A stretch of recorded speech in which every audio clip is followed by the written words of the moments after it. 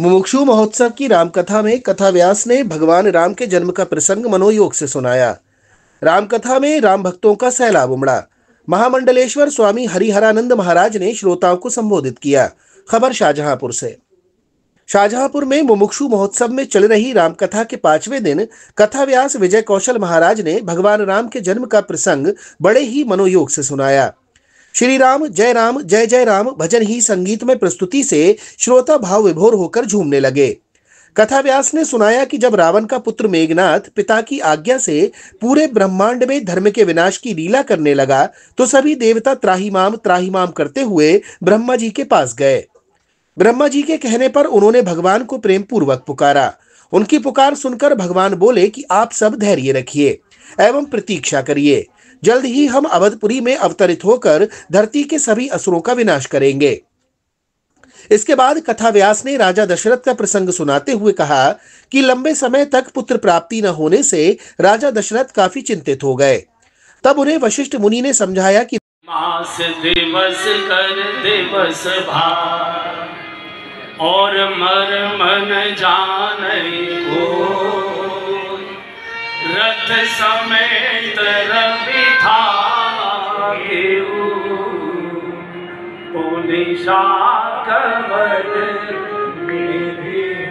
एक मास का एक दिन हो गया, रात नहीं होने कारण सूर्य नारायण ठीक 12 बजे का समय था। अयोध्या के बिल्कुल शीर्ष पर थे। जब देवताओं ने गर्भस्तुति शुरू की तो सूर्य नारायण ने पूछा, ये गर्भस्तुति कैसे कर रहे हैं? अरे बोले भगवान प्रकट हो रहे हैं और आपके ही वंश में, सूर्य वंश में, अवध में। तो सूर्य का रथ कभी भी एक क्षण भी रुकता नहीं है, ठहरता नहीं है। लेकिन भगवान के प्राकट्य महोत्सव का दर्शन करने की लालसा में सूर्य नारायण एक क्षण के लिए रुके और जब प्रभु प्रकट हुए और धूम मची महोत्सव की तो धूम में ऐसे डूब गए कि राजन आप धैर्य रखें, आपके यहाँ एक नहीं अपितु 4 तेजस्वी पुत्रों का आगमन होगा। इसके बाद गुरु वशिष्ठ एवं श्रृंगी मुनि ने पुत्र प्राप्ति यज्ञ का अनुष्ठान किया एवं यज्ञ का प्रसाद राजा दशरथ ने तीनों रानियों को दिया। प्रसाद ग्रहण करते ही प्रभु अपने अंशों सहित तीनों रानियों के गर्भ में आ विराजे और कुछ समय बाद भगवान श्री राम ने अवधपुरी में भरत, शत्रुघ्न और लक्ष्मण सहित अवतार लिया। प्रभु का जन्म होते ही पूरी अवधपुरी में बधाइयां बजने लगीं और उल्लास का माहौल छा गया।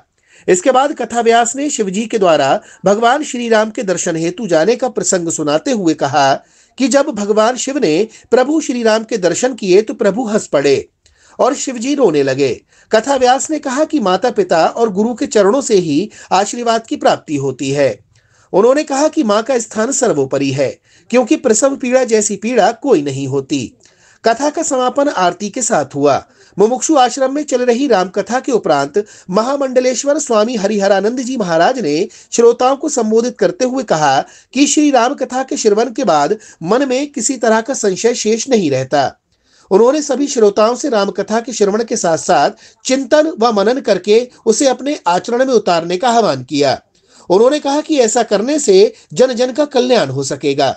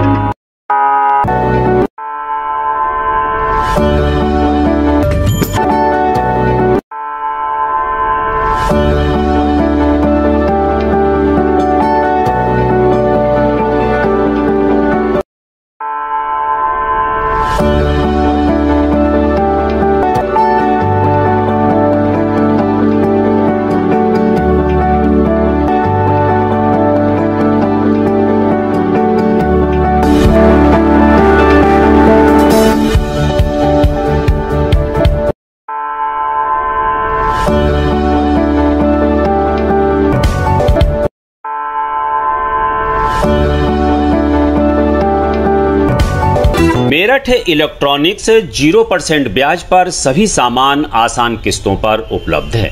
सभी कंपनियों का रिपेयरिंग सेंटर।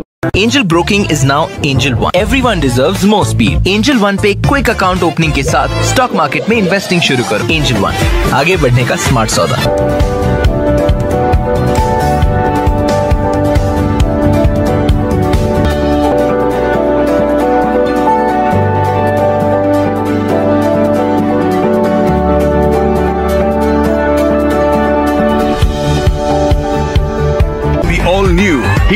जूम अब गेम बड़ा बना ले, जूम मचा ले। ये है भारत की पहली पसंद उड़ान ई रिक्शा।